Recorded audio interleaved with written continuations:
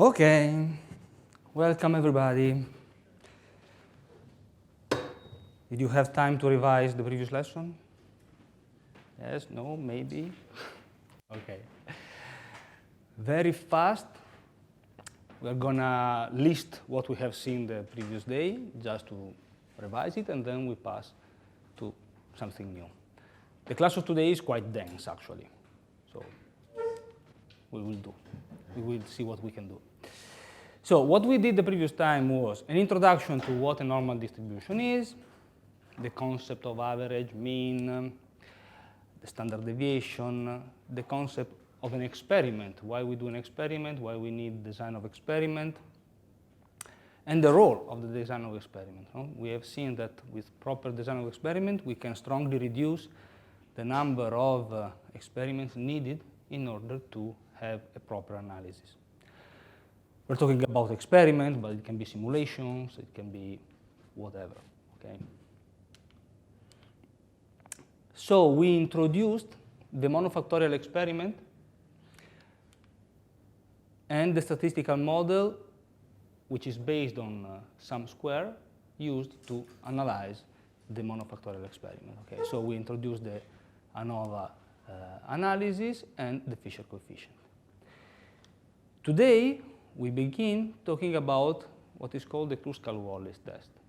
And we will see that how to discriminate between the different levels. We have seen how to see if the level is, if the factor we are analyzing is significant or not, but it's telling nothing about what are the different levels that we are analyzing. Here, for instance, we have 6 levels. If we run an ANOVA, the test can tell us that this factor is significant, but is not telling us which of this level is bigger or smaller than the other. Okay. Before to proceed with the presentation, I want to show you something. So, what we have done the previous talking about 1 hour class, usually summarized in a couple of clicks in any kind of statistical package. For UPF, the statistical package we have is SPSS, which is this one. We have the factor we analyze and the measurement we were taking, which was the under analysis, general linear model, univariate. Seen during the course, we have to select the factor that we want to analyze, and we run the analysis. Okay? This is the ANOVA table, very similar to what we have seen in the previous class. Okay. For the moment, ignore the first 2 lines. We will see in the next class actually what they are. But you see here there is the analysis related to the factor state, and it is significant with a Fisher coefficient of 30. So it's much bigger than 1. This factor is actually significant. This factor, which is called state, had 6 levels. We know the factor is significant. We don't know which of the level is significant.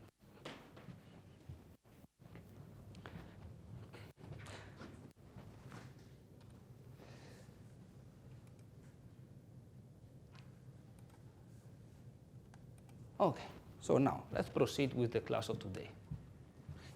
Today we're going to see the test. Kruskal-Wallis is a non-parametric test. So ANOVA, as we have said the previous time, is based on some assumptions.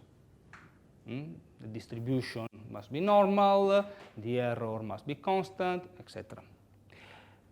Kruskal-Wallis test does not depend on this kind of assumptions, so can always be used. We will see what are the kind of errors that we should looking for, type 1 or type 2, the definition and meaning of the different kind of errors, and what to do in case of multiple comparisons.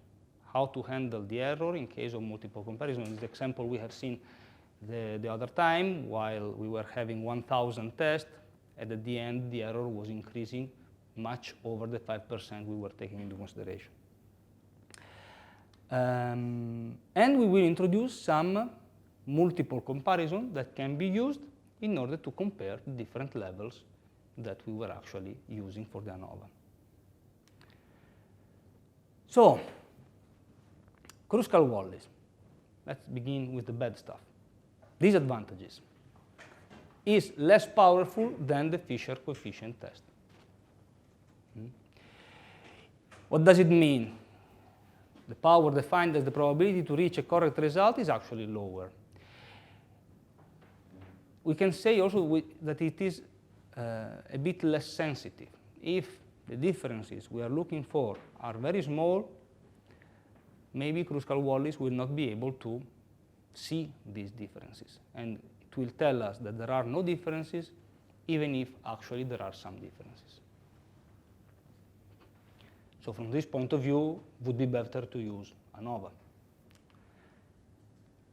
But the advantage is that we can always use it.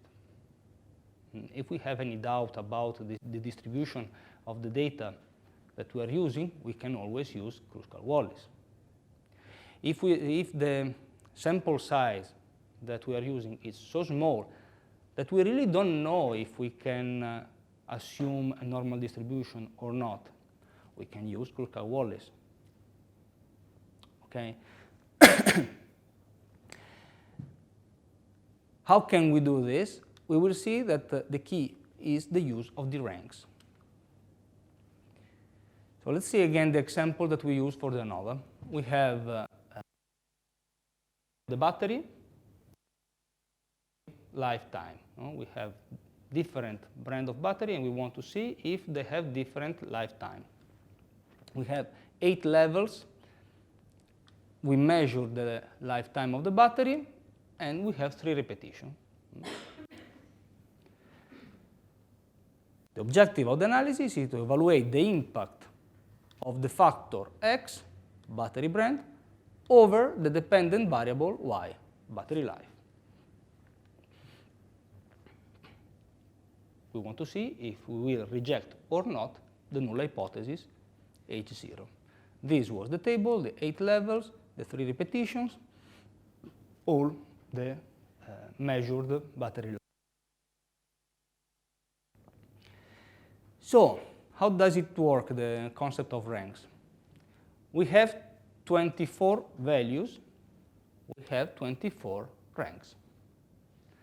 And we assume that the highest level, the highest value, which was 9.8, has the higher rank. And we just change all the numbers in this way. For each of the number, we substitute and we put its relative rank. In case we have more numbers like this one that have the same value, we split the rank.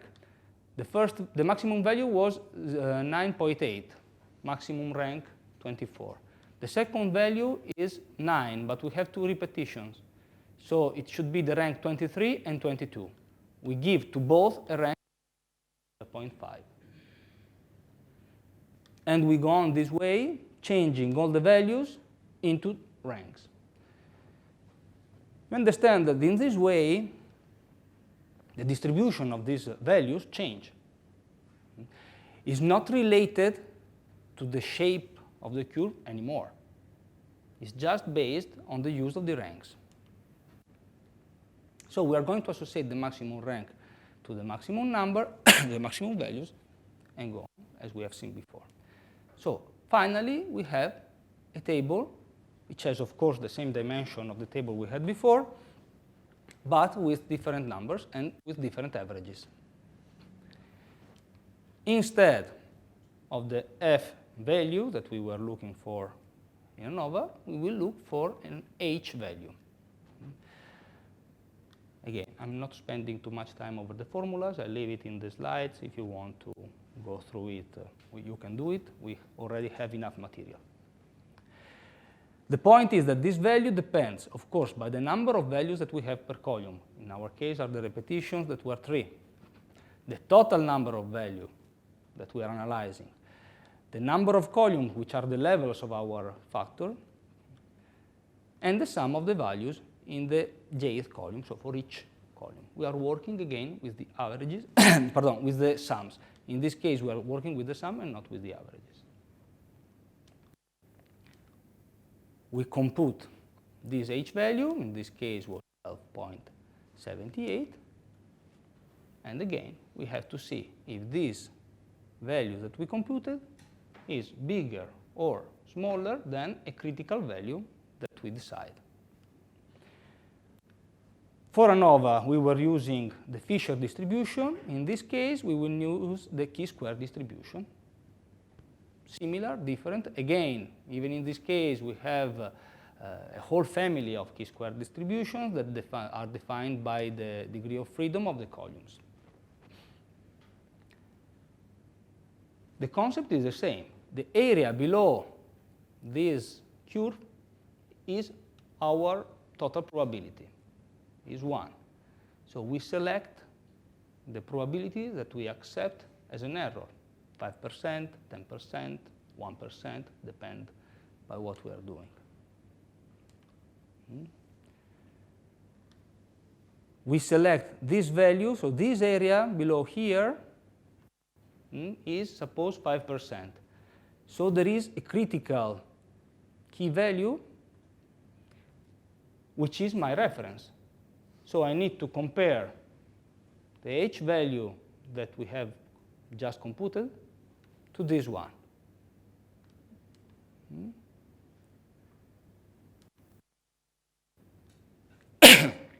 In this case, we reject the hypothesis. Let me see. I skipped a slide. No, it's here.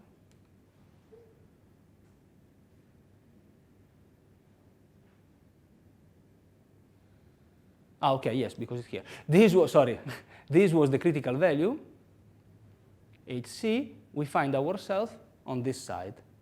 So our value that we computed is bigger than the critical value. So we are in the side of the 5% error. We reject the null hypothesis. So actually, our factor has an impact over the dependent variable. Again, in this case, we use the threshold of 5%, but as we have discussed the previous lesson, this is our choice. Okay? We have to remember always that 5% is generally accepted, but of course it depends by the topic you are analyzing. You might need sometimes some smaller error, bigger error. As in the case of the Fisher coefficient, of course there is a relation between the alpha error that we choose and the value of the H coefficient. We can work directly with the alpha error and the p-value, or working with the H coefficient. They are related in a univocous way.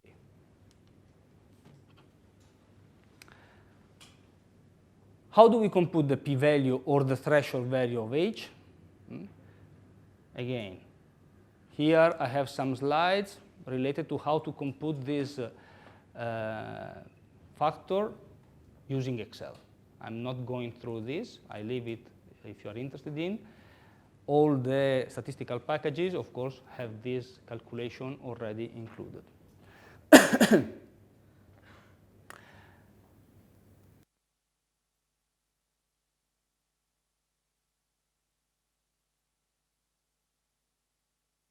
H value that we are computing for this distribution and the related Fisher coefficient for another distribution having the same degree of freedom. So actually we can compute one having the other in case. So in this case, computing the value we obtained 7.8%, which is related to an H value of 14%.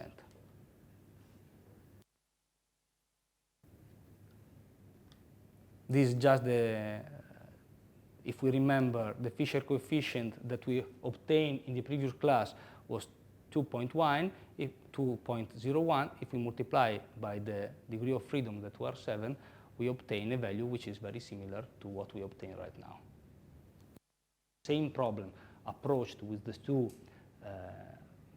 different techniques, ANOVA or Kruskal-Wallis, is actually related. Now, what happened? The interesting part.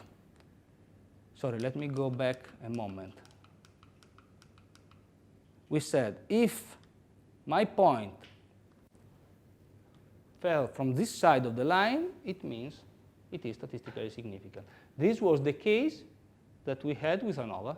When we did this analysis using ANOVA, the battery brand was actually a statistically significant factor. Same data, we ran the non-parametric analysis, but our p-value now is 7.8, which is bigger than the threshold that we chose. So using this test seems that the battery brand is not a statistically significant factor. So we should accept the hypothesis, the null hypothesis. The differences we see between the different brands are just due to chance. Which one is the correct one? Because one is telling one thing and one is telling a different thing. I think ANOVA. You think ANOVA? Someone thinks something else? There are two assumptions that we have to remember. First of all, we should verify if the distribution were normal, if the error was constant, etc., if the variance was constant, etc., which we did not verify. If we verify this, it is reasonable to choose ANOVA. Second, as we have said from the beginning, Kruskal-Wallis is a less powerful test. It means that if there are differences that are relatively small, Kruskal-Wallis will not be able to identify them. So again, if we know that we can use a parametric test, it would be better to use a parametric test. The third thing that is important to remember is that 7.8 is not that far from 5. Okay? If I have two values, one is 4.9 and one is 5.1, there is not a razor sharp line that I can say, okay, this one is statistically significant and this one is absolutely not. It is clear that the two are similar. This is something we have to take into consideration, also related to the kind of analysis we want to perform. As we said, if I'm going to surgery, a possibility to die of 5% is not small enough. Okay, I want a much smaller error. So if I find 7.8, for sure, I will avoid it. Okay. So it's really, when we reach this point, I will never stress this enough, it's us that we have to decide, not the result of the statistical test.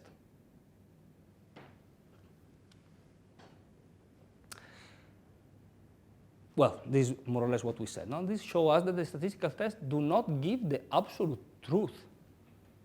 It is a result which is related to a level of significance, and we have to decide if we accept it or not. In the case of Kruskal-Wallis, the factors show to have an impact over the level of about 8%, a confidence of 92. In the case in the case of ANOVA, we had an error of 2%. If, for our experience, a difference of 6% is too big, then I reject the case of the Kruskal-Wallis. If, in our experience, a difference of 6% is not that big, then they are giving the same result. Okay? Well, this is what we were saying, no? At the end, they are not that far from the significant, okay?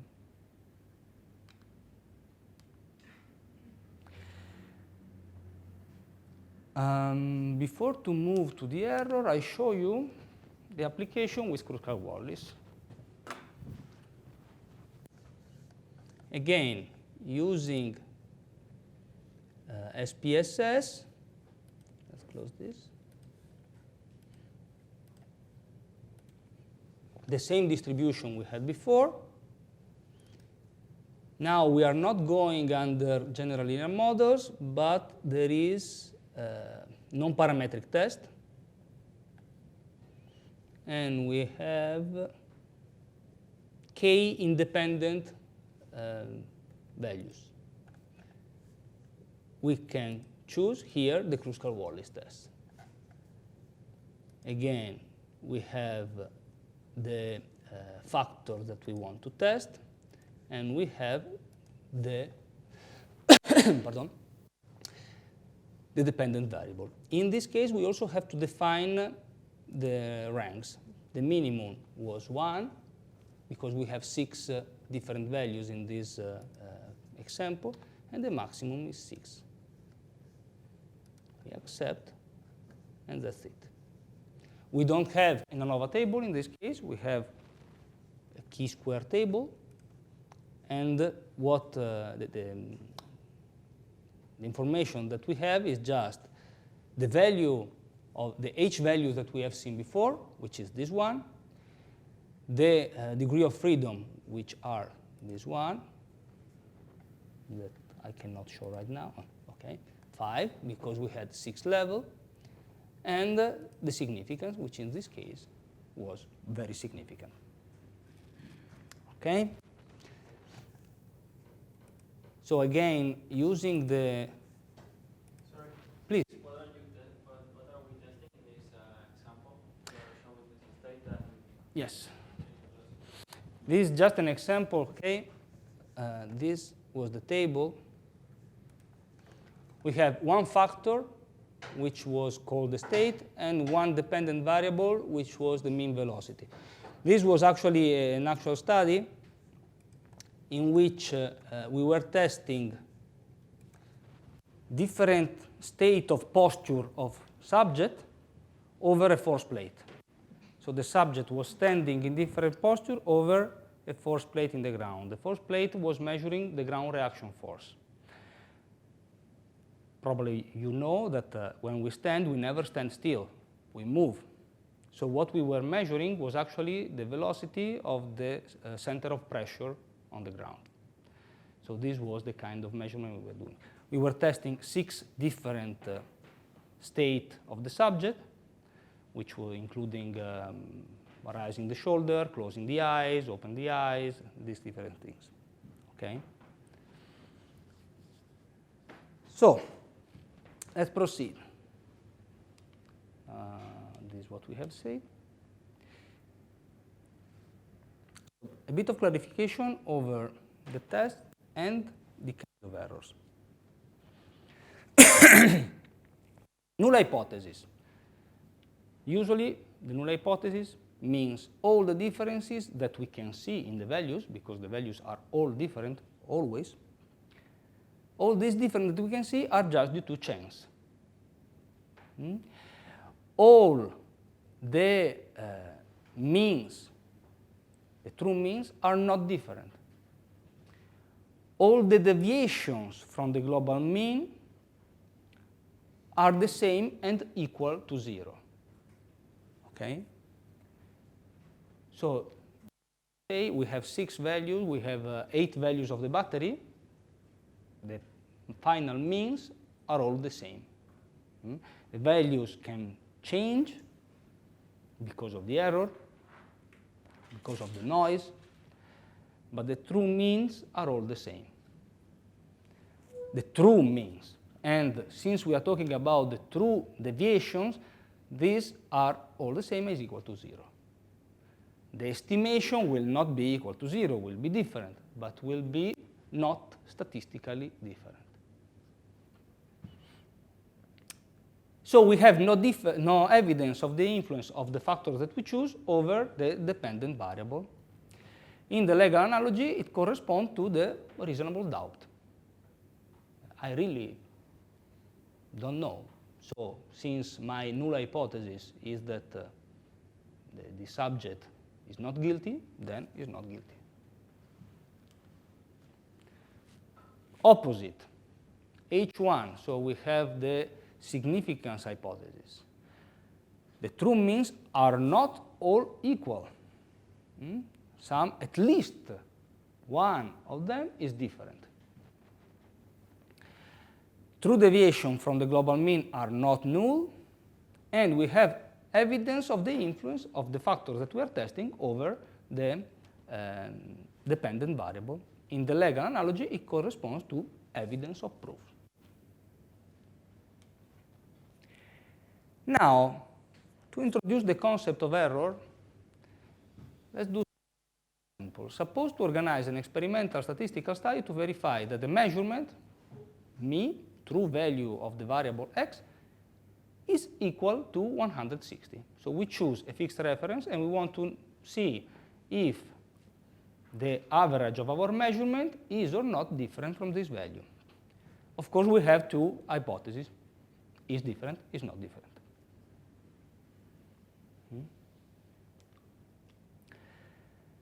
Performing several tests, we obtain the estimation of the mean, and in order to decide to accept or reject the hypothesis, we need to refer our estimation to the probability distribution. The function probability distribution of x is for the hypothesis about ANOVA already explained must be normal. So we have this. We want to know if this distribution is really centered over 160 or not. We have to identify a region. So we identify limit dependent on related to the level of error that we can accept. We identify two limits and we say if it is below one limit or above the other limit, then it's different from 160. If it is in the middle, then is not different from 160. Please. In this case, Sorry. They told me that the question must be here. in the case of this example, we have no differences between if it's above the number 160 or below the. If it is in the middle of these two, if it is in the middle, we have null hypothesis and we have null hypothesis and one hypothesis. Yes. Okay. Is there in another case maybe we want to measure that this is the null hypothesis is would be the equal number and first would be less than 160 or more than 160. Okay. So in that case, we will see, if I understood the question, we see later this problem, and it is called the problem with two tails analysis or one tail analysis. So here, as we have described it, Here I think is a binary. we are just looking equal or different. Oh, okay. Okay. Okay, that's the question. Yeah. Here we're just looking equal or different. Then we will see, we can actually also verify if it is bigger or smaller, but it's a different kind of test. Let's see it later.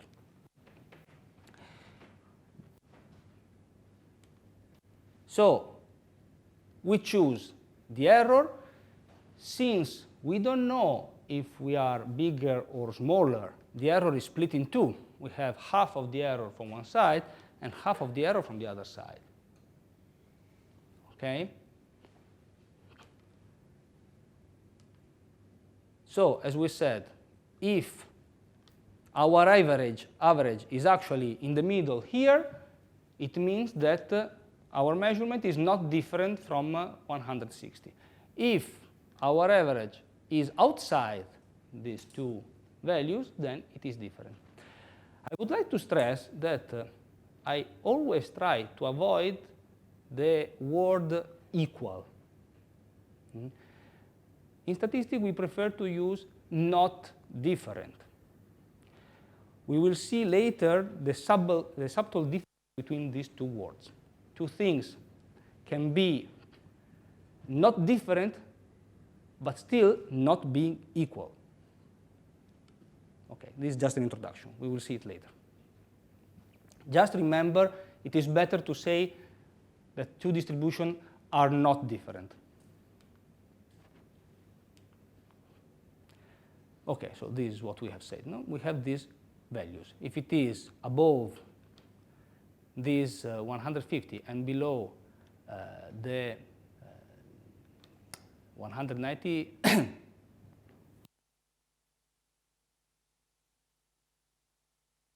smaller than 150 and bigger than 169, we reject the null hypothesis.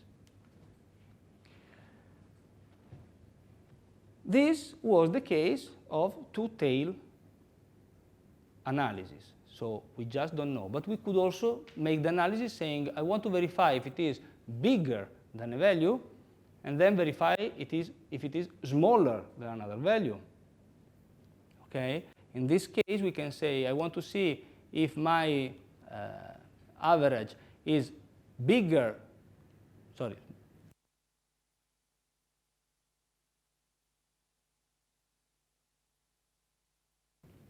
smaller than 20 and bigger than 10, okay, in the middle between the two.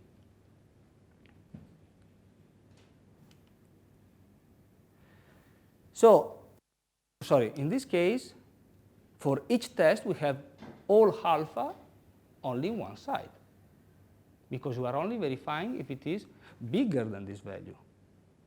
So this test has one tail, not two tails. All the error is from one side. Then we do two tests. We will see later how to handle the two tests.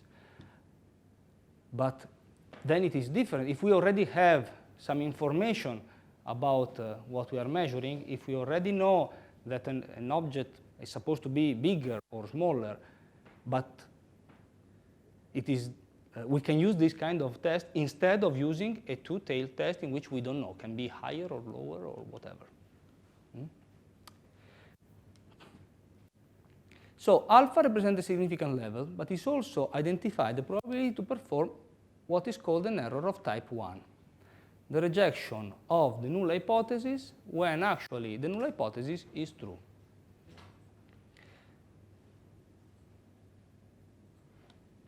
For instance, say that significant differences are observed when actually everything is just due to chance. Since there is a type 1 error, obviously does exist also a type 2 error, and we introduce it now, which is called, type 2 error probability beta. That is the acceptance of the null hypothesis when actually the null hypothesis is false. All the difference, saying that all the differences are due to chance when actually there was a statistical difference that we are not seeing. It might be the case we have seen before with Kruskal-Wallis.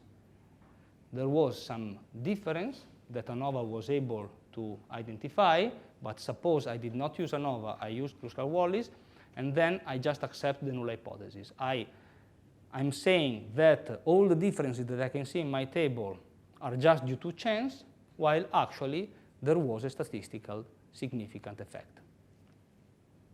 So error type B. We can build this nice table, okay, in which we have over this diagonal the correct identification. We accept the null hypothesis when actually the null hypothesis is true. So it's correct, and this has a probability of 1 minus alpha.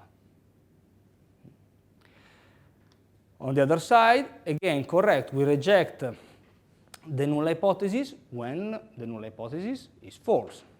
So this again is correct, and this has a probability 1 minus beta. On the other diagonal, we have the two errors. Error type 1, we reject the null hypothesis when the null hypothesis was true, and this is the alpha that we usually check in our test. No? The 5%, the p-value 0.05 is this error here. And then there is the other error, type 2 error, probability beta, which is accept the null hypothesis when actually the null hypothesis was false.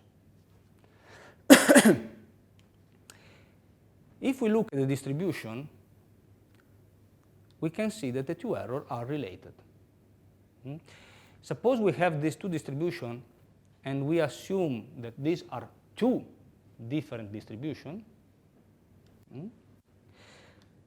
There is a part of the red distribution which belongs to the other distribution. This is our error alpha. But there is also a part of the blue distribution that belongs to our. So it is this configuration that if I move this line, because I want to decrease the alpha error, inevitably I'm increasing the beta error. If I choose an error alpha instead of 5%, I want an error of 1% or 0.5%. Then when I will see a difference, I will be sure that this difference really exists. But it might happen that I'm actually losing differences that I'm not seeing because I increased too much the error beta. Okay? So this must be known always from the beginning, because we must know which of the two errors it is more important for us.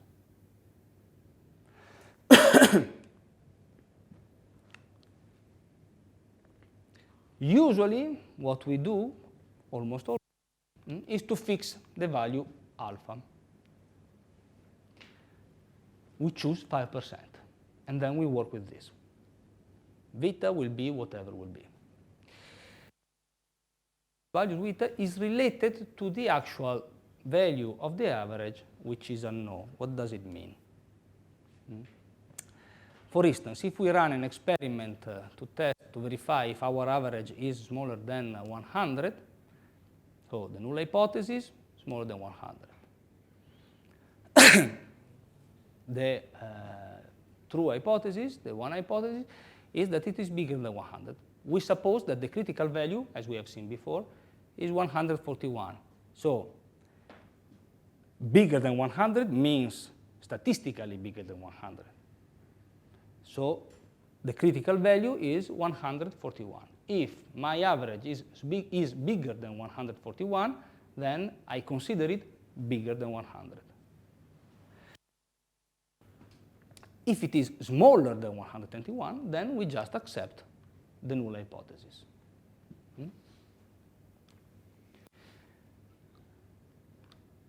The problem with the beta value is that it is related to the real average of my analysis. As soon as this value is coming closer and closer to the critical value, then the beta error increase. If I'm going farther and farther, the beta error decrease. So for this reason, it is usually preferable to work with the alpha value, which I just keep fixed, and then the beta value will be what it will be. But we have to keep it into consideration, and remember that an alpha error which is too small will inevitably lead us to lose some difference, because the beta value it will become bigger and bigger.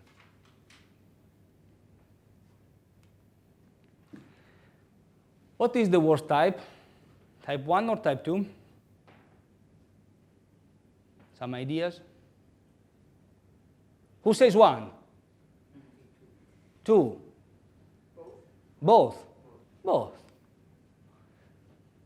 As we said, usually the smaller the alpha, the bigger the beta. So we have to decide. And the answer is that really it depends by our study. There are some fields in which one error is more important, and there are some other fields in which the other error is more important. Here there are a couple of examples. So in jurisprudence, type 1 error is worse, because convict an innocent is worse than acquit a guilty. I prefer to have a guilty subject outside jail than an innocent subject in jail. Clearly, in medicine, it's the opposite. I prefer to have a double check over a healthy subject than telling a sick subject, no, you're right, go home. You know? So it is related to our field of study. This is something that the expert in statistics cannot tell you. You must know it by yourself.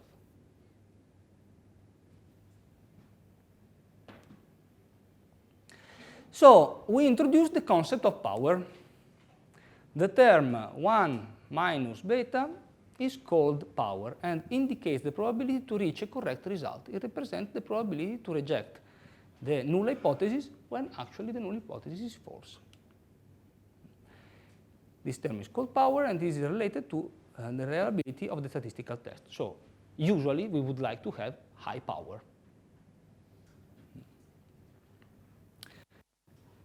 We can obtain it through tables or using what is called a power analysis.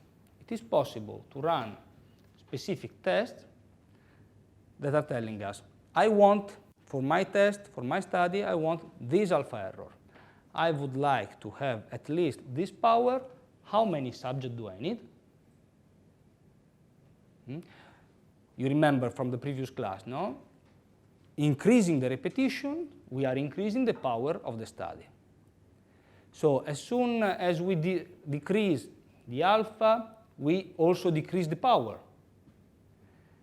So if I fix a very small alpha, but still I want to increase my power, I need to increase the repetition in my study. So you can run a power analysis, and using this power analysis to estimate how many subjects or how many repetitions you will need in order to have an acceptable power for your study. This power analysis is relatively tricky. We are not going into the analysis of the power analysis. There is a very useful tool which is free and can be downloaded. I forgot to add the link. I will add it in the slides. The idea is that you have to know the kind of study you want to do, design of experiment first. Knowing the kind of the study, you know the kind of test you will run. So you know the kind of statistical distribution that you will use. One thing. Second thing, in order to run a power analysis, you already need some information about your results that you still not have. So either you had some previous results from screening analysis, or you take information from the literature. You need this kind of information. What the power analysis does is to make a comparison between the levels.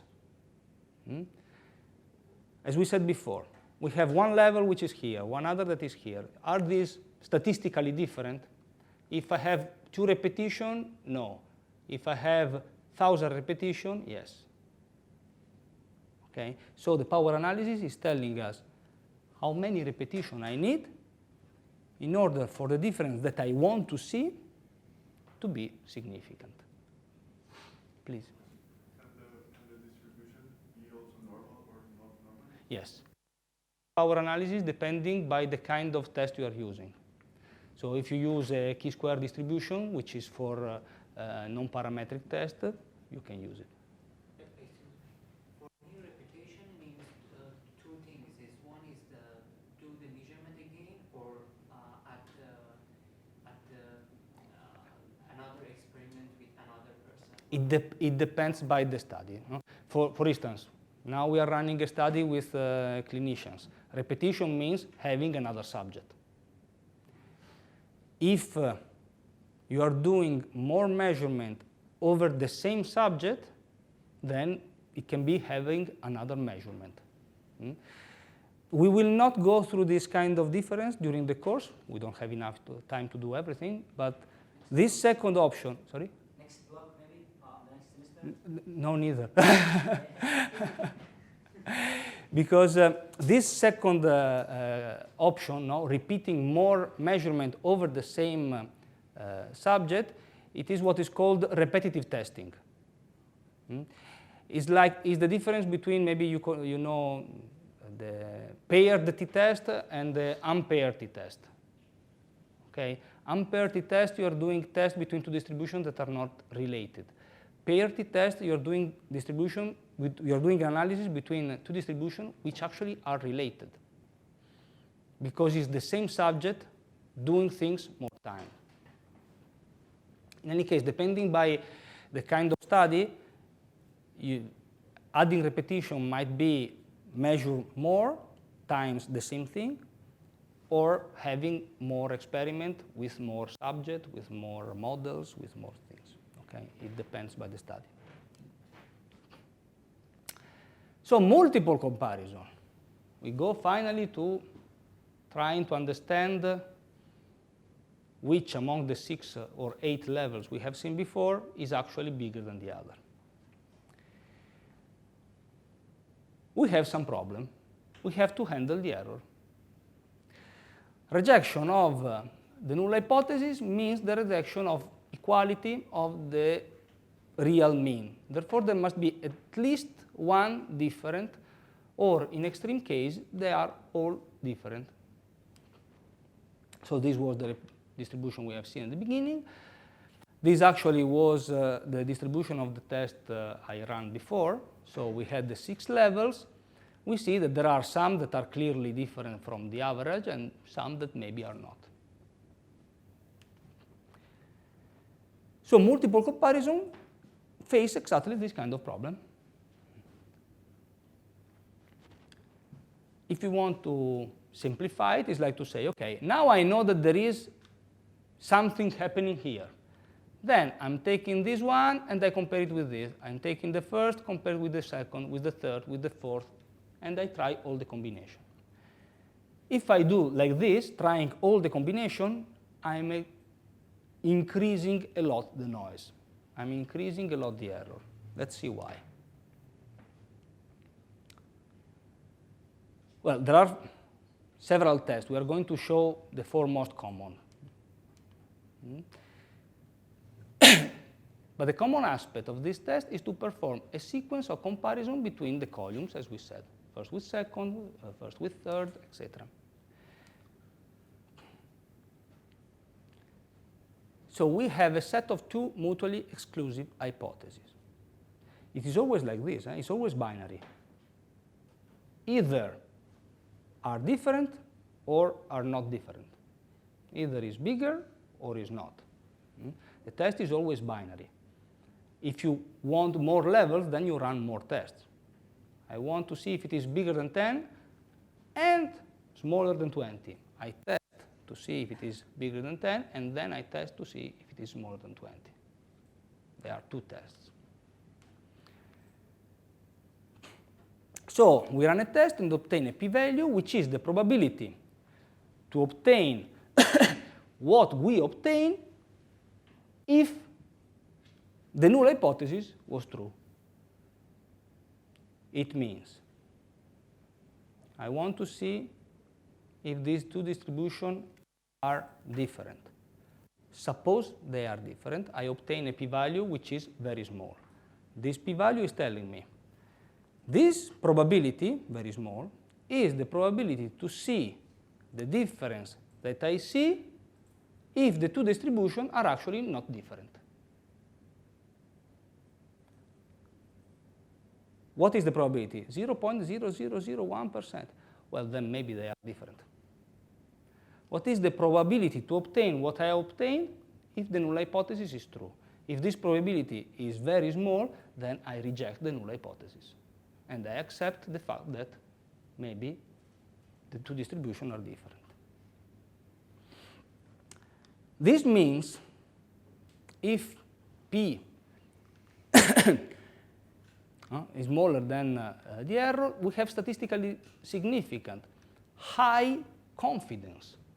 If alpha is small, then my confidence, the correct identification of the hypothesis, is high, 1 minus alpha.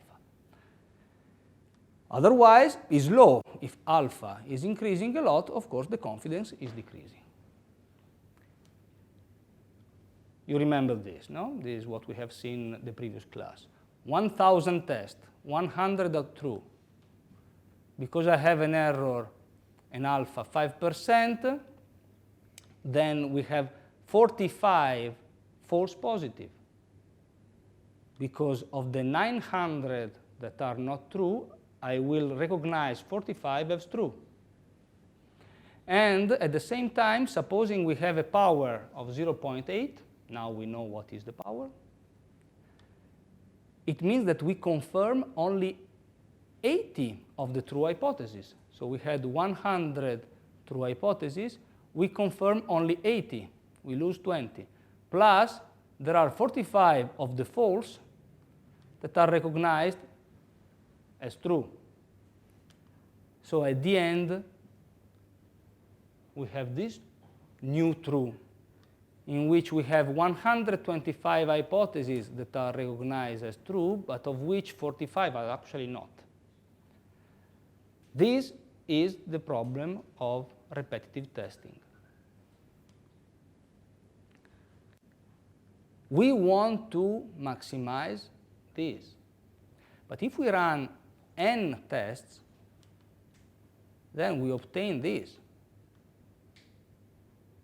1 minus alpha 2n. Therefore, the probability to have a type 1 error become like this.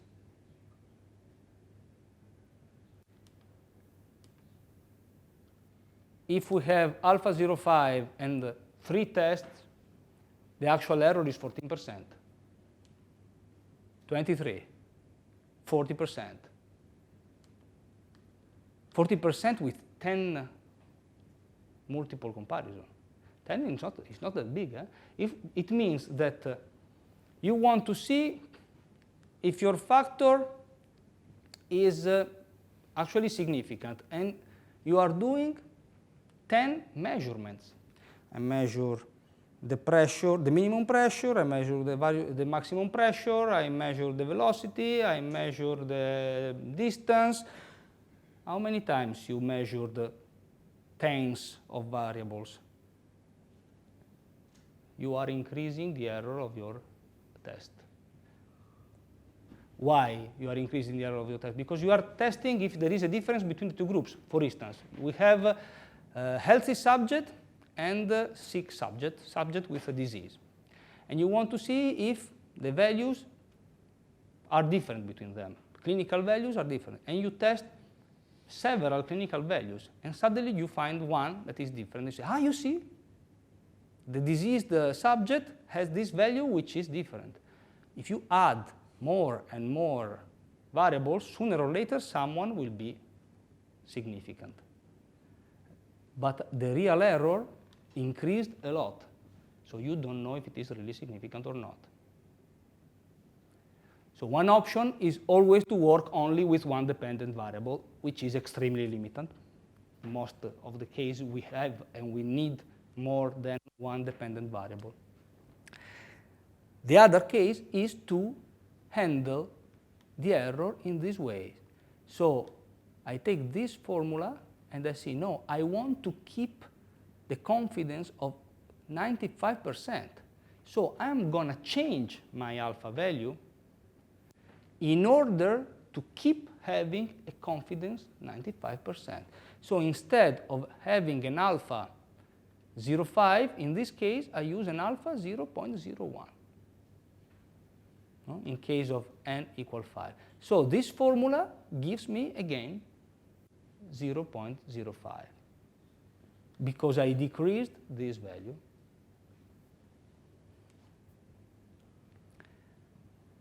Meaning, probability to have type 1 error is this one. Suppose we consider the efficacy of a drug in terms of reduction of any one of a number of disease symptoms. You have many symptoms, and you want to take a drug, a new drug. If this drug reduces at least one of these symptoms, you are happy. Your drug is working. You don't really need that this drug reduce all the symptoms. It's enough to reduce one symptom then that another drug was not able to reduce. The more symptoms you consider, the easiest it is that you see something that you believe is statistically significant, but actually is only because of chance. No? For example, if one test is performed at 5% level, there is only 5% chance of incorrect rejecting the null hypothesis. However, for 100 tests, where all null hypotheses are true, the expected number of incorrect rejection, of course, is 5. If the tests are independent, the probability of at least one incorrect rejection is 99.4%. So you know that there will be at least one incorrect analysis, and you don't know which one. So this is what is called family-wise value of the p-value. So what we would like to do, what we should do during our analysis is to verify that this p-value keep at 5%, which means that each of the tests must be run with lower value of alpha. Since alpha usually is small, the most famous approximation is the Bonferroni correction, in which we just divide by the number of tests we run. Okay?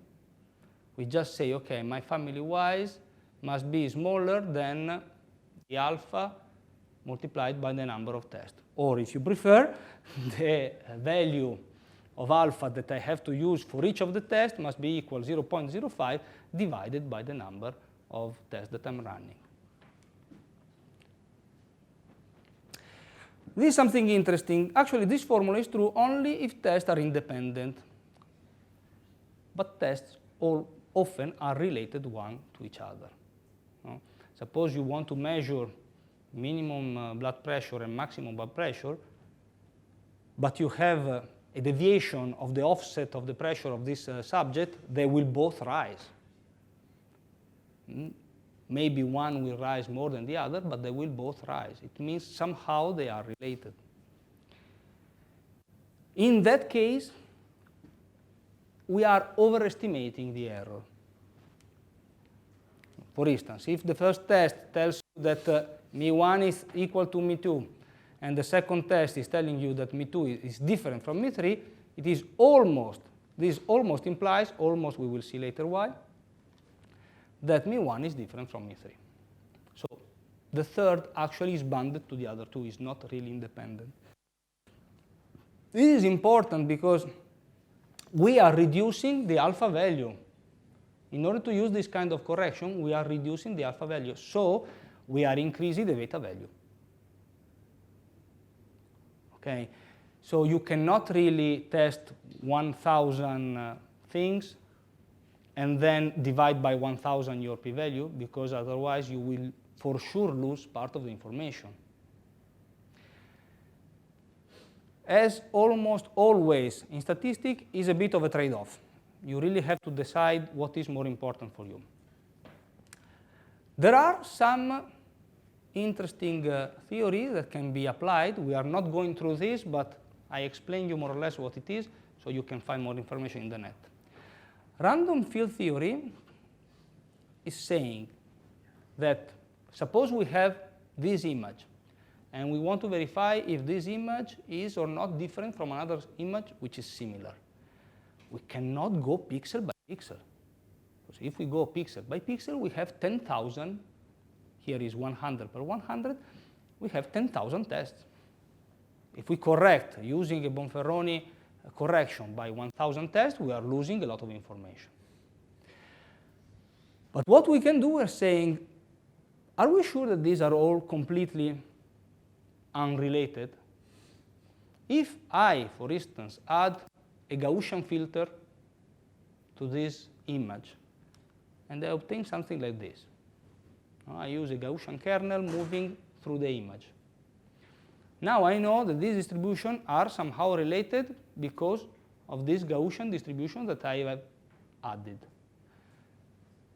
So this pixel and the adjacent pixels, they are really carrying more or less the same information. What I can do is to group the pixels in bigger blocks, because I know that there was a relation, and supposing that this Gaussian filter had a radius of 10, has a diameter of 10, then I make blocks of 10s. So now, instead of 10,000 tests, I have 100. There is a bit of a difference. Okay. This is an approach that can be used in several cases. It can be used in linear distribution that probably you cannot see very well. But here there are two distributions.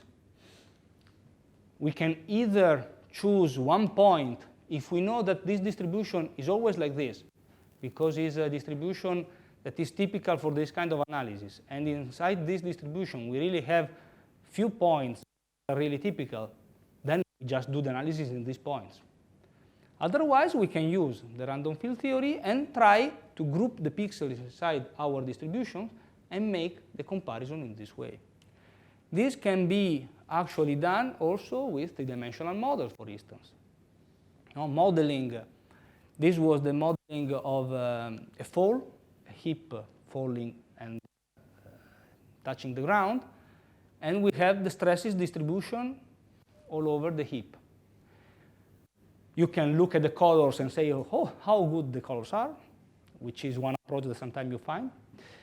You can look at the maximum value, or you can look at some elements that might be more interesting for your field, but you can also apply this kind of theory over the whole distribution and see if there are some blocks that actually are more, that actually are different from the others.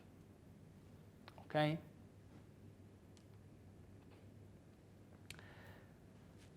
Close the parentheses of the random field theory. Let's go back to the 4 different multiple comparisons that we can use to identify if the levels that we are analyzing are actually different from one each other. The first, probably the most common, is the least difference test, or LSD, easy to remember. So what we want to do is, we have these different levels. We have a number of repetitions, and we want to see which of these is different from the others. We have run an ANOVA test before. It's telling us that our factor is actually significant, but we don't know which one is different from which.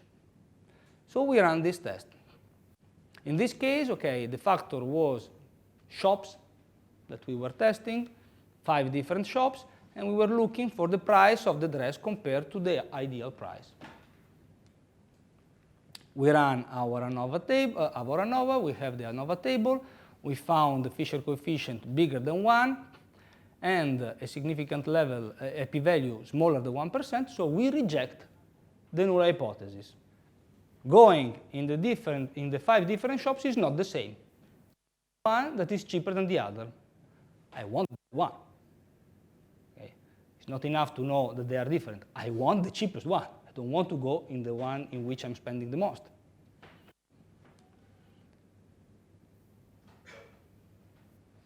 For each comparison, 2 columns. Smaller, bigger. And we have to test, we have to run an analysis related to this distribution.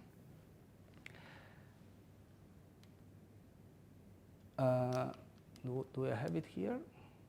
No, well. This is what is called the Fisher LSD coefficient. We want to see the difference that is significant for us between these two. it is related to the value t, which is the probability distribution t, which depend, of course, on the level of alpha and of the degree of freedom of our mean square of the error. There are values in the table, but we can also compute it in Excel. So we can find this. This is the estimation of our standard deviation, the estimation of our error. You remember, no? The mean square within the mean square of the error. And these are the repetition of the two columns. We find this value. 5.48 in this case is the least significant difference.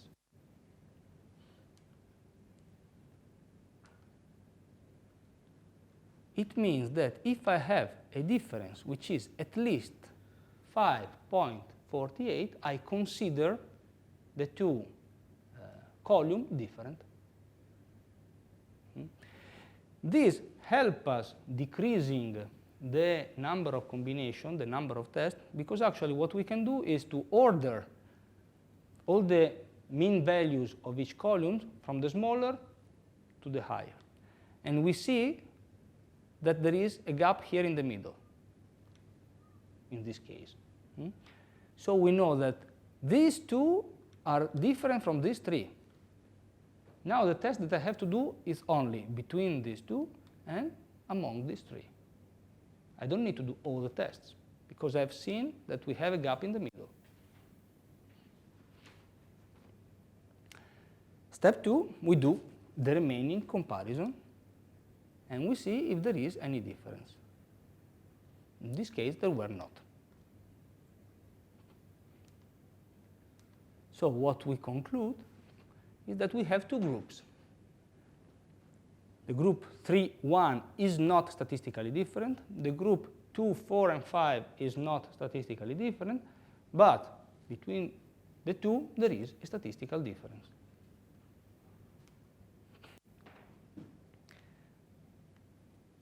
The average of column 1 and 3 are not different, the same for 2, 4, and 5.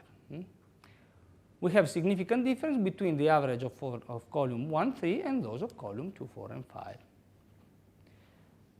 In this case, we have transitivity. No? There are no contradictions. The average of column 2 is not different from the average of column 1. The average of column 4, sorry. The average of column 4 is not different from the one of column 5, and the one of column 2 is not different from the one of column 5. Now, what happened? Suppose now to have the value 18 here instead of the value 17 that we had before. Now, the comparison between 2 and 5 is 6, which is bigger than the least significant difference. So we find ourselves in this situation. 2 is not different from 4. 4 is not different from 5. 2 is different from 5. Okay? This is exactly what I was telling you before about different and equal. Saying equal or saying not different. Sorry, what is the name of this relation between 2, 4, and 5? Well, this is statistical test that we use, the Fisher LSD test. No, I mean there's no special name for this No, relation. no. Okay. It's just when you are running the test, you say, okay, this group is statistically different from the others. But also, we have this overposition in this case, in which 2 is different from 5 and is not different from 4. 5 is different from 2, but is not different from 4.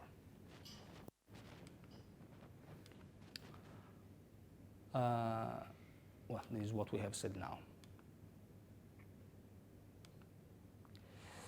This shows us that for series of comparison, transitivity is not generally applicable. Okay?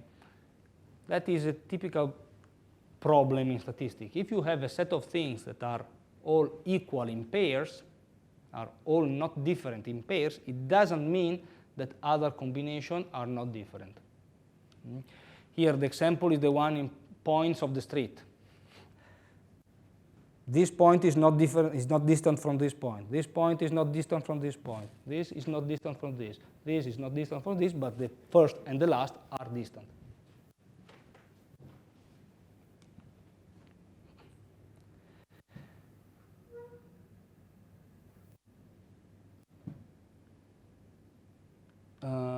Okay, this is what we said before. Now the probability of type 1 error with n equal to 10 is about 40%, presuming independence of the comparison. Actually, we don't know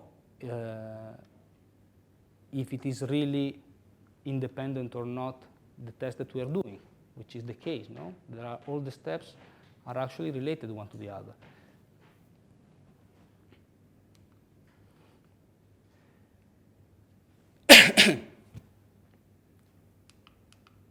Okay, this was for the Fisher least significant difference test. This still has the problem of the multiple testing. It is a way to reduce the number of testing that we have to perform, but still we have to correct for the number of testing. Another option is what is called Tukey's honestly significant difference. So this is honest, it's not lying.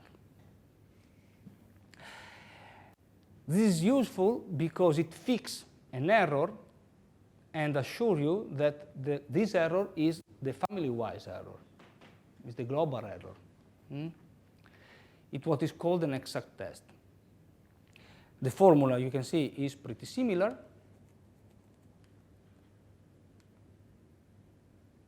Okay, as I told you, we don't go through all the formulas because I think it's boring and we don't really have time. But the point is that we can use this similarity and compute the differences between the way. This difference is larger the greater the number of columns, therefore depends on the number of comparisons to be carried out. We are taking into consideration inside this test how many comparisons we have to do. So based on how many comparisons we have to do, we correct the error. If we have only 2 columns, we need one kind of correction. Well, actually, we have one test, we need no correction. If we are doing test over hundreds of columns, then we have hundreds of combinations, and we have to correct the test. So this estimator, the distance between the number of columns, is telling us how many comparisons we have to do. So the probability function Q, which is the studentized range distribution, depends, of course, addition to the error, also by the degrees of freedom of the mean square within and the number of columns. Looking at the example of before, we found similarly a new value which is 7.82, and in this case there are no contiguous differences. These are the same number of before. Again, using one test or using another test, it will give different results. So we have to know which one is better for us. Tukey has the advantage to keep the error fixed, but is generally less sensitive than other tests. It is called more conservative. So it shows you differences only when these differences are really relatively big. If you agree with this approach, you can use this test. If you need a test which is more sensitive, which is able to see smaller differences, then maybe you need a different kind of test. So there were no discontinuity, we have to run all the tests. And we see that there are some differences.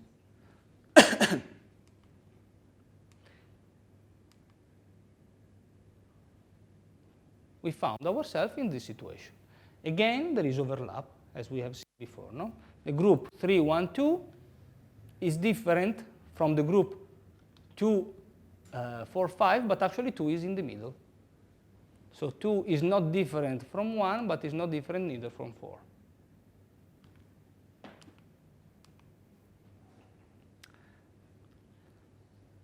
Both the LSD and the HSD use the same coefficient for all the comparison. They are namely designed for comparison among very different averages. Another test that can be useful is the Newman-Kuhl's test, which is taking into consideration how far things are. It's like to say, if I want to measure a distance between me and the desk, or between me and the moon, I'm not using the same error. Okay? So this test is trying to do this kind of stuff, trying to take into consideration, again with similar formulas, the fact that in order to be significant, the difference between different levels which have different distance, the error should not be the same. And so we compute different values of the levels that we have, of distances that we have. Not going too much through this because we don't have any more time. The situation is the same. We run all the comparison. The only difference is that now we are grouping the comparison per distances between them. So these are all the adjacent columns. These are the columns with the distance 3. These are the columns with distance 4. These are the columns with distance 5. And we use different values for each of them. The closer columns have smaller value. The larger distances have higher value to be considered as significant.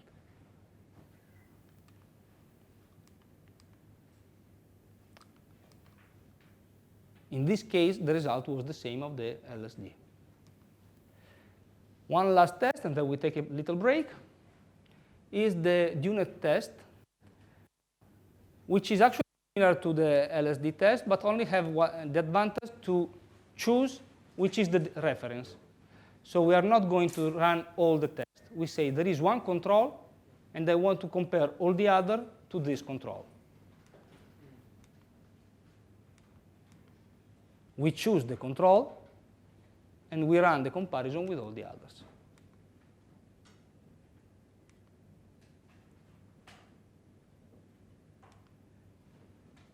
Questions? I know it's pretty dense. I want to take a little break and then we make the questions later.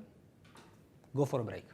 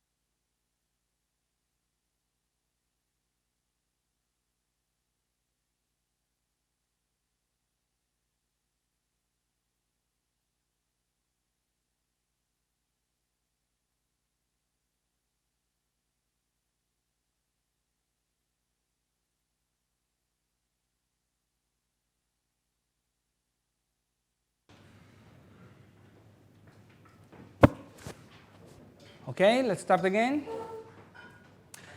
So, before to begin with a new topic, again, I show you on SPSS the use of this kind of what are called post hoc tests. So we run the ANOVA analysis, and we know that there is some factor. We go again in the menu of analysis, univariate, we have the dependent variable we are using, we have the state that is the factor we are analyzing, and we can use here this button which is called post hoc. If we select this one, of course we want to analyze the state that was our factor, we can choose among this whole list of factors. There is the, well, here is in Spanish, but this one should be the LSD, the Tukey, the Dunet, then there are many others that we have not seen. But we still have it inside our statistical test. The only thing that really I would like to stress is this one. Suppose now we are running the test. For the way in which all or almost all the statistical tests are done, you have to run the two things together, the ANOVA analysis and the post hoc test. So the result is that we have the ANOVA table here, and if we scroll down, we have the post hoc result. All the comparison tested. State 1 compared with state 2, 3, 4, 5, 6. State 2 compared with 1, 3, 4, 5, 6, and so on. And here we can see which of them are significant. Now, as I said, the software is running the two tests together. But there is a meaning which is sequential.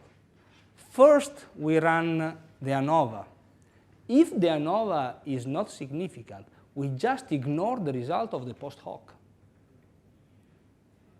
If we go looking for the post hoc, we might be able to find some significant difference even if the ANOVA was not significant. We must ignore it. Running a post hoc has a meaning if the ANOVA test is telling us that there is a difference. Otherwise, there is no meaning to use this kind of test. It requires normal distribution. Yes, but is not this the problem?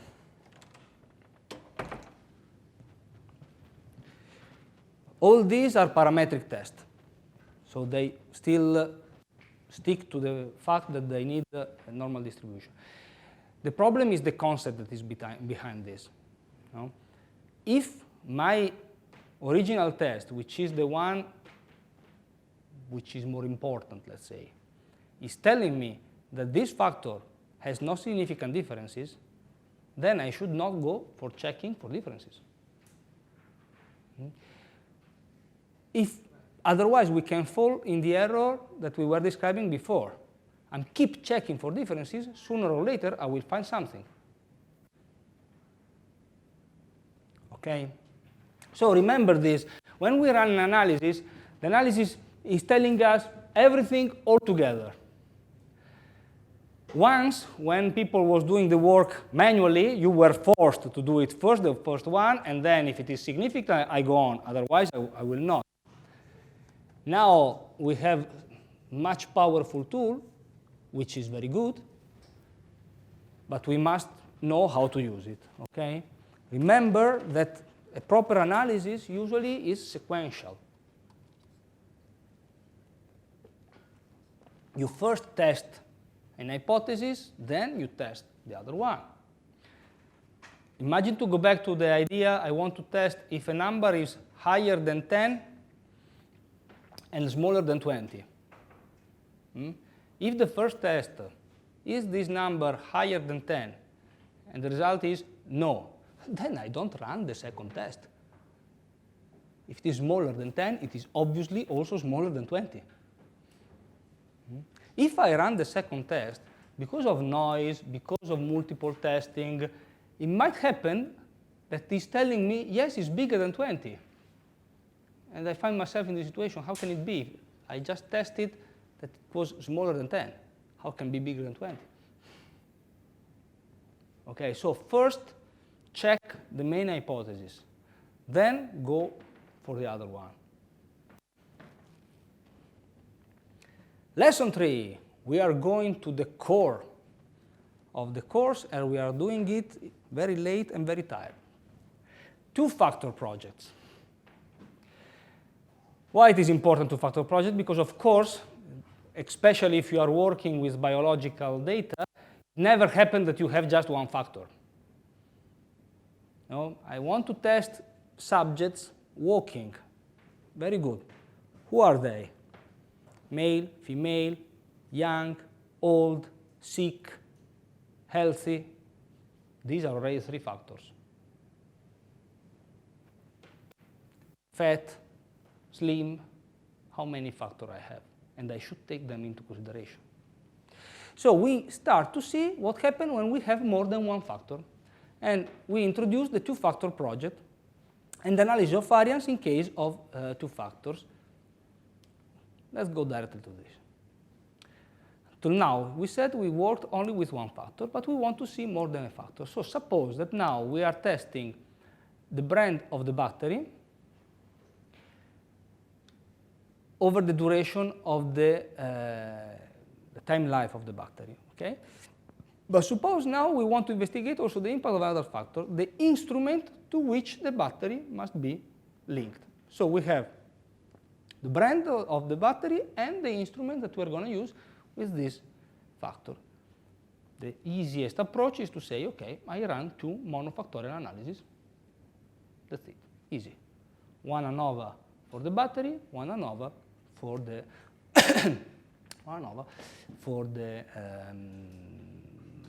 instrument that I'm going to use. Advantages, easy. We already know how to run ANOVA. We don't need to stay here another hour listening to what I'm saying. Disadvantages, the result might be wrong. 2 distant projects could lead to erroneous conclusion.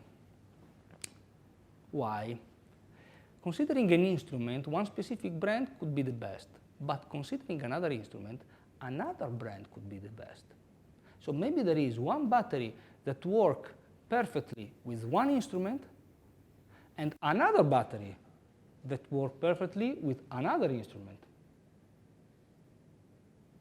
I cannot see this synergic behavior if I run independent tests. This synergic or interactive effect, it is called interaction. Due to this effect can happen that if the optimal level of factor A with fixed factor B is A0, and if the optimal level of B with fixed factor A is B1, the combination A0, B1 might not be the optimal one.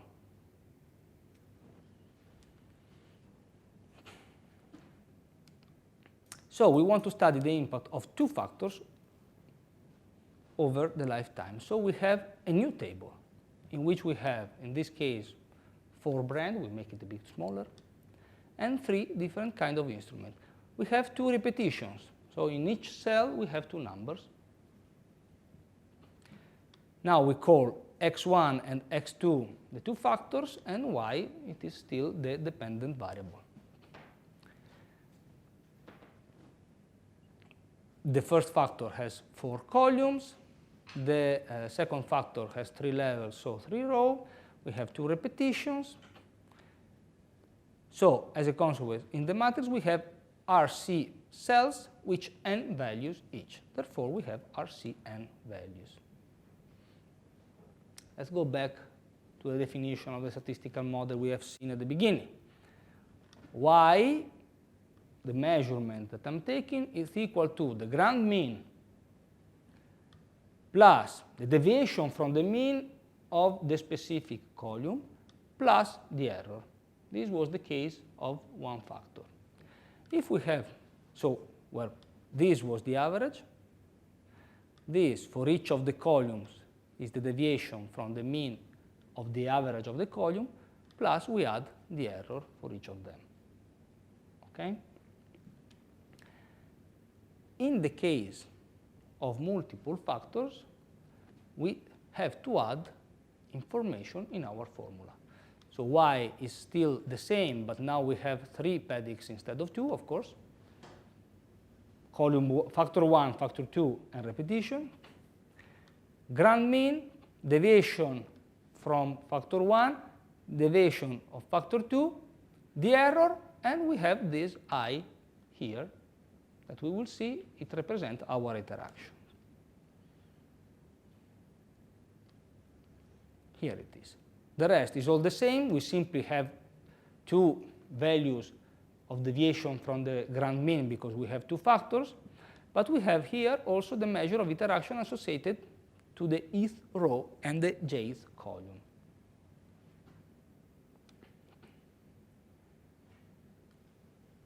Now, we have the estimation of the grand mean, which is the average of all the measurements we had. The average for the column, well, the average for the row is the estimation of the deviation from the row. The average from the column. And then we have the mean computed over the values inside each of the cells.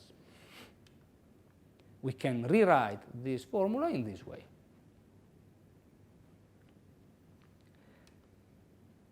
We can move the estimation of the grand mean on the left of the equation as we have seen the other class. So we have this one, which is the estimation of our grand mean, and this factor, which is the global, it represents the global variance of our analysis. No? Then we have the estimator of one factor, the estimator of the deviation of the second factor, the estimator of the interaction, and the estimator of the error. All terms are supposed to be pretty intuitive because we have already seen it the previous week. I'm not going over it again. We have to see what this factor is. So we can rewrite it in this way, which is a bit easier to understand. And we see that here we have the difference between the average of each of the cells and the average of all the values. So how much a cell differs from the grand mean. Here we have the difference between the average of the row and the grand mean. So this is an adjustment for the row effect.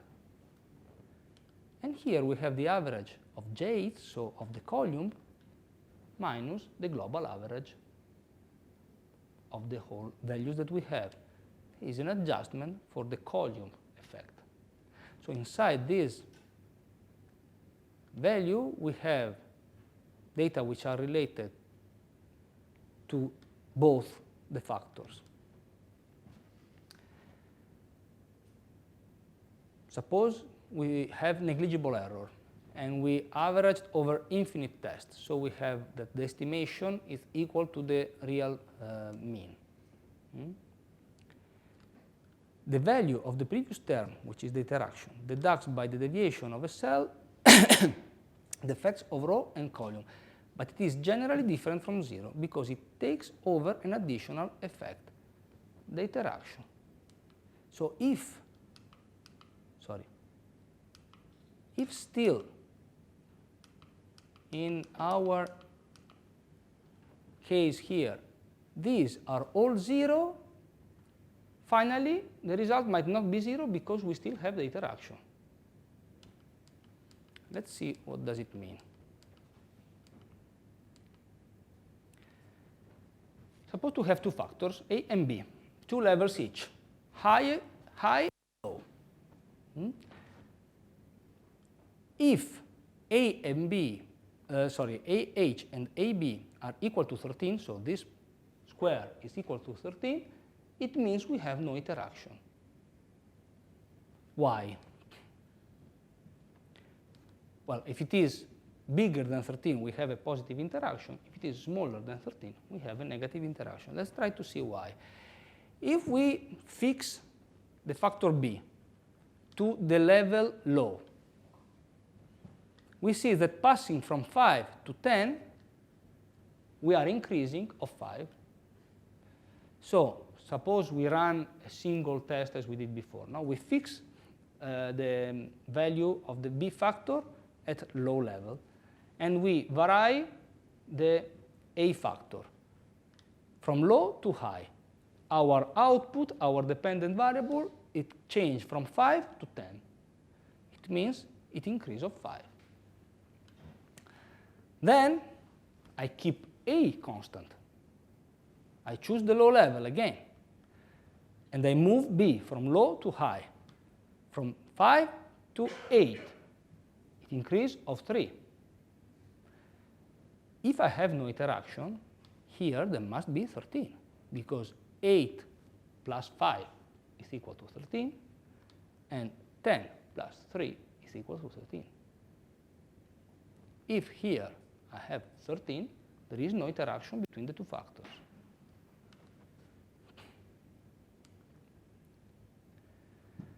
Practical case. Let's suppose to run a statistical analysis with the aim to evaluate the impact over the sales of a product related to two possible marketing actions. Increase the space on the shelf or implement a discount. We have a product over the shelf of the supermarket. We increase the space, so wherever you go inside the supermarket, you always see this product. Or we implement a discount. If there is no interaction, and I have an increase of sales of 8% if I increase the space, and an increase of sales of 20% if I implement the discount, if I implement both, I must have an increase of sales of 20%. Generally, it doesn't work. It's not linear. It means there is an interaction. This is what we have said.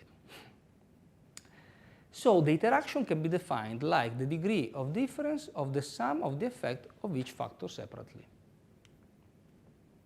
So let's go back to the hypothesis of before. In this situation, we have no interaction. If we go to computing all the values that we have seen in the equation of before, we see that actually the factor related to interaction is equal to 0. So even mathematically, makes sense. Now let's suppose that the value is 17. We compute all the values, and now the result is 1, which is bigger than 0. We have a positive interaction.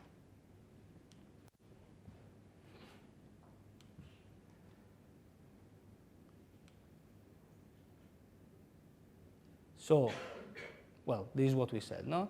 So, while B is fixed to the low level, changing from A low level to A high level, we have an increment of 5. But if we move to the high level of B, there is an increment of 9. So it's not the same working with the low level or working with the high level. This is the effect of the interaction. It is called positive because it's bigger. If it was smaller than 5, then it would be negative.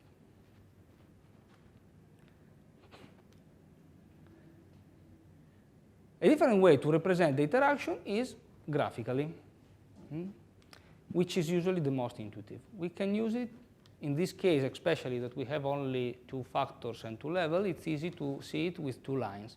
If the 2 lines are parallel, there is no interaction.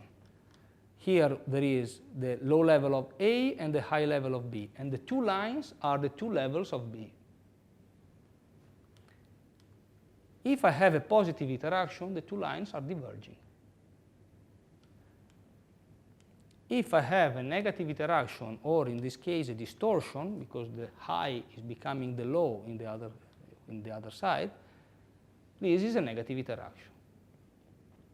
So the 2 lines are converging or crossing in this case. So going back to the statistical model, it is very similar to what we have seen before. We have to compute the sum of squares as we have seen before. So we square both sides of the equation and we sum the both sides, and we have this. Okay? This is the total sum of square. We just have one sum more because we have one factor more. Sum of square of the first factor, sum of square of the second factor, sum of square of the error, sum of square of the interaction.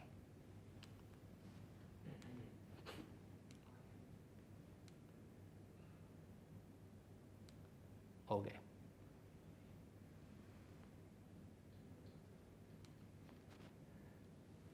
We go back to this representation.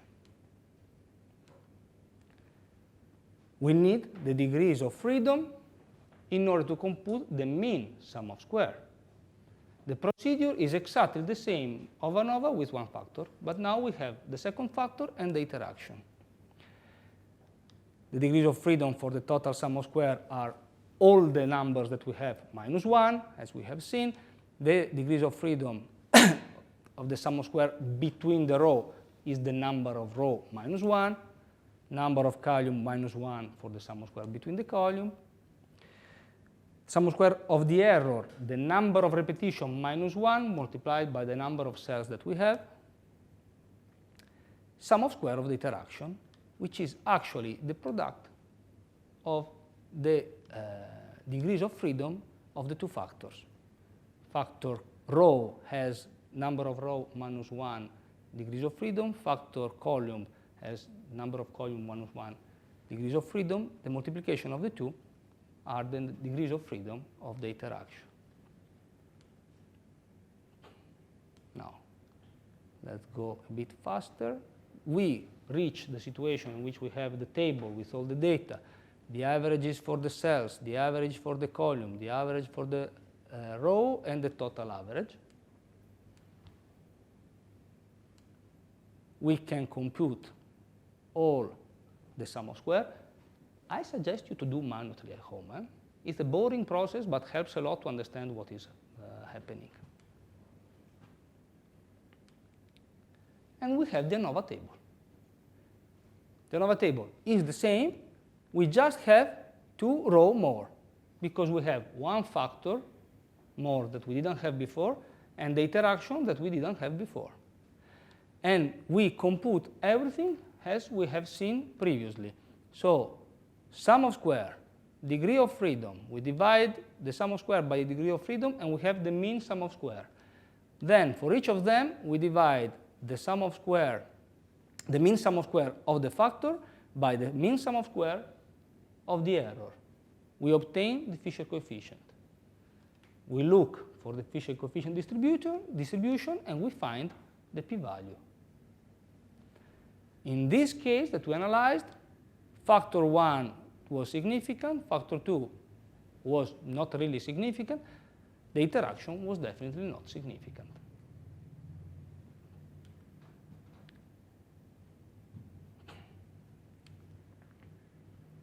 So, well, this is what we said, no? In the first case, we reject H1. In the second case, we can accept the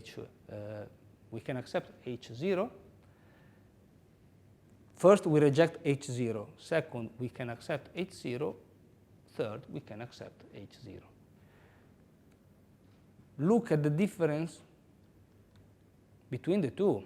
P-value, they are both bigger than 5, but this is 50.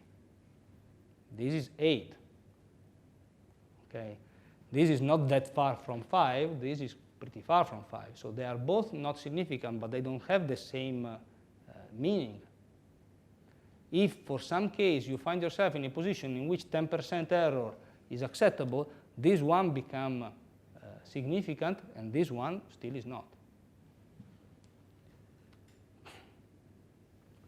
So we have the following expected values. The expected value for the interaction, as we have seen in the previous lesson, is supposed to be the expected value for the variance plus the variance of the interaction. While here we have just the variance of our error. Similarly to what we have seen in the previous lesson, since the variance of the interaction cannot be negative, and the mean square was equal to 0.018, which is smaller than the mean square of the error, then we can assume that the variance of the interaction is 0. So there is no interaction. It is exactly the same process as we have seen before. No? If the variance of one factor or the variance of interaction is smaller than the variance of the error, so we can assume that this factor is not significant because it's smaller than the error.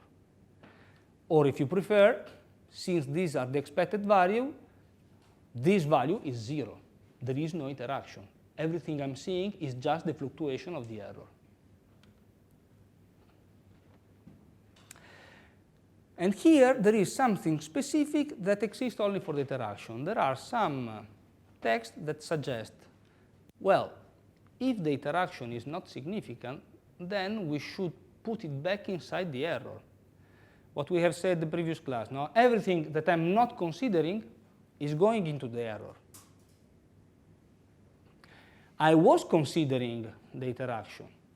So I have the sum of squares for the interaction, and I know the degrees of freedom of the interaction. But if the interaction is not significant, then maybe I can take it out from the analysis and put it back in the error and run again the analysis without considering the interaction. It would mean to pass from this situation to this situation. So at the end, in this case, the mean square of the error would decrease in this case. So putting back a factor inside the error doesn't automatically mean increasing the error, because it depends by the sum of square of the factor and by the degrees of freedom of the factor. If the degrees of freedom of the factor are many, then when I'm going to divide, the error is going to decrease. So sometimes it can be useful, because it might happen that there are some factors that I don't see as significant if I'm also considering the interaction, but if I go putting back the interaction inside the error, that factor might become significant.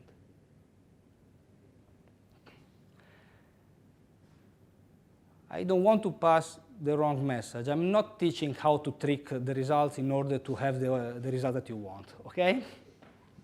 Yeah, but if I change this, I can change the result, and the factor now is significant. I publish. No, okay? The point is knowing that there are these kind of techniques because these are useful, okay? It has a meaning if there is no interaction between two factors, and maybe we know from the literature that there is no interaction. We run a test. We don't believe the literature, so we run also the test. Test verify what was described in the literature. Well, then we just put it back into the error. Can be done or not. It depends really by you. It depends a bit by the fields. Personally, I've never did it. Every time I did the analysis with the interaction that I wanted to analyze, I placed the result with the interaction. What we will see in a few seconds is that sometimes this can be useful for something else. Suspense. Now let's see an example. Statistical experiment run in the 70s and published actually. The effect of masculine and feminine brands names on the perceived taste of the cigarette. I want to buy cigarettes. And I say, okay, objective. Assess the degree of acceptance of boys and girls into two brands of cigarettes. One had a name with strong masculine connotation, frontiersman, for real men. And the other with strong feminine connotation, April. The cigarettes were the same. Actually, there were no cigarettes at all. The test was just going to the people and saying, would you buy cigarette with this name? Yes or no? And this was the distribution of the results. Already here we see that there is a diagonal. It's not really linear distribution. But let's go to make the analysis. No? The dependent variable was the intention to buy. 1 for not interested, and 7 for sure, I'm going to buy. Each combination of treatment was verified over a sample of 50 people, so we have 50 repetitions. In total, 4 groups, only male, well, 4 groups, 2 groups only male and 2 groups only female. We have 2 factors, the name of the cigarette, so the brand, well, the name of the cigarette, and the gender. No? So we have 2 factors. We run our analysis and what we see. The 2 factors are actually significant. There is a difference between the name, there is a difference between the genders, but the most significant is the interaction between the 2. Female preferred April, male preferred frontiersman. So there was an interaction, and actually the interaction has a much smaller p-value. In this case, more interesting to look at is not the p-value, but the Fisher coefficient. All the 3 are statistically significant. They are all the 3 smaller than 5%. Actually, 2 of them smaller than 1%. But this has a Fisher coefficient of 7. This has a Fisher coefficient of 34. So the variance of this factor is 7 times bigger than the error. This one is 34 times bigger than the error. So this interaction is much stronger than the factors that we were analyzing.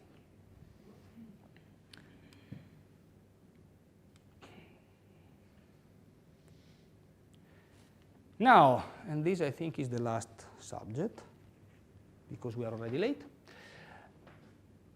Based on the statistical model that bound the general value of global mean, the row and column deviation for the value, the interaction, and the error, we have this equation that we have used. We have the error here. Everything we have done up to now is bounded to the fact that we have an error. And usually, we have to estimate this error, and we estimate it with repetitions. I measure several times the same thing, and this gives me an estimation of the error. Can be the actual measurement repeated. I measure several times this desk, and I found an estimation of the error. Or it can be the case in which I have more subjects that are included in my study, so I estimate the error in this way.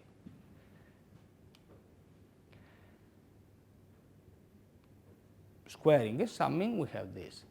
Now, what happens if we have no repetitions?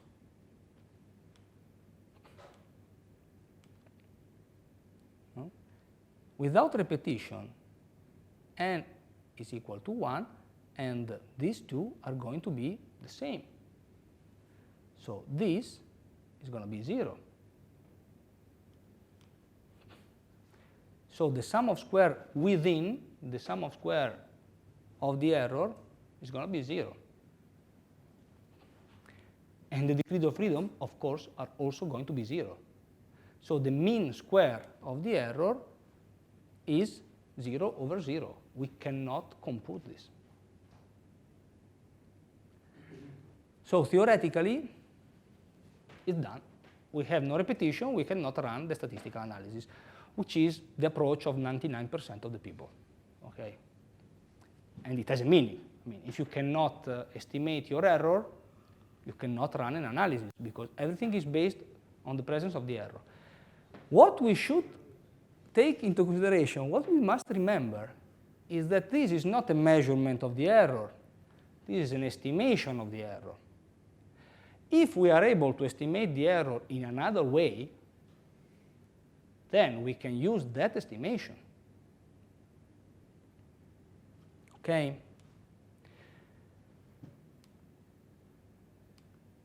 So, without the error, we have this equation, which is the same without epsilon, which means we have this equation with the estimation of all the values of the averages.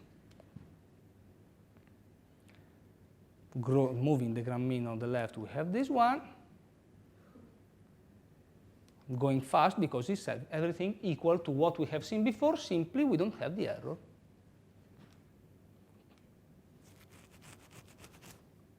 Degrees of freedoms, expected values. There is no way to isolate the effect of the values that we want.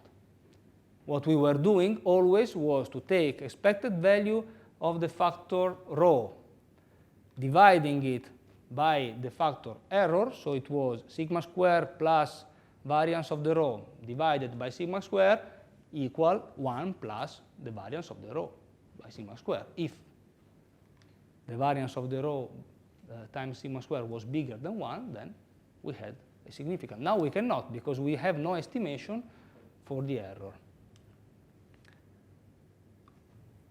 But what if the interaction was not present, as we said before? What if the interaction was not significant?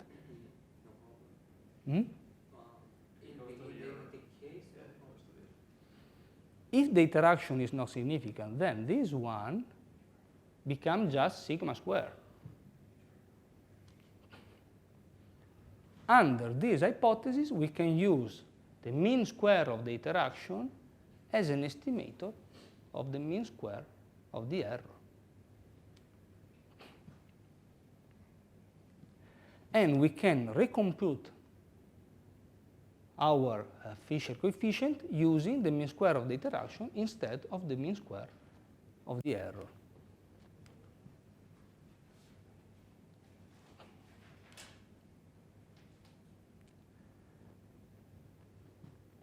This is a technique which is pretty useful in all those cases in which we cannot, of course, compute,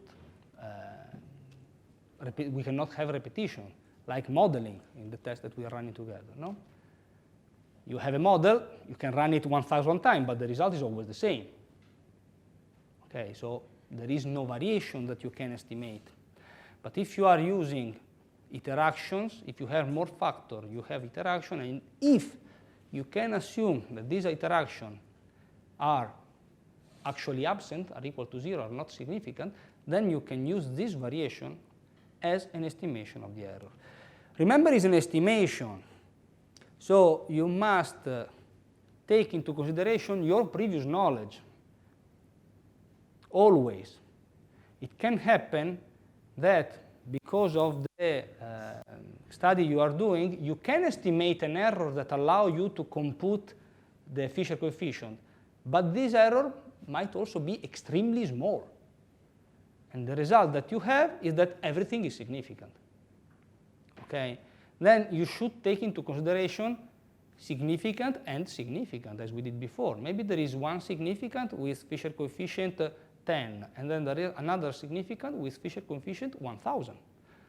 They are both significant, but one is much stronger than the other. Other things that you can do, again, rely on the literature. The estimation of the error is the variance of the error.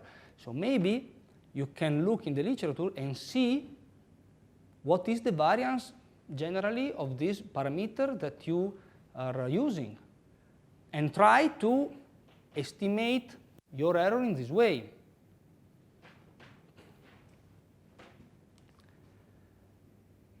So, again, absence of repetitions, we have the situation. We have, again, the ANOVA table without the row which is related to the error. We use the sum of square of the interaction instead of the error. So, in this case, the two values are extremely significant. No? The Fisher coefficient is very high, and both p-values are very small. What was happening if the assumption of null or negligible interaction was wrong? So I'm using the interaction as estimation of the error, but actually I also had an interaction. Well, so I assume this, but actually I had this.